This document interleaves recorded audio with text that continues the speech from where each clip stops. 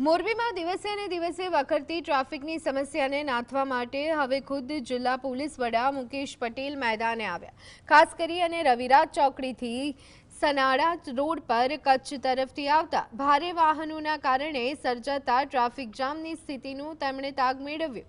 આંકડાકીય માહિતી આપતા તેમણે જણાવ્યું કે વર્ષ દરમિયાન 184 ફાટેલ અકસ્માતમાં 190 લોકોએ જીવ ગુમાવ્યા। પોલીસ વડાએ સિરામિક ઉદ્યોગના વાહન ચાલકોને સવારે 10:30 સુધીના સમયનો મહત્તમ ઉપયોગ કરવા અને અન્ય વાહન ચાલકોને ઘરેથી વહેલા નીકળવા માટે અપીલ કરી।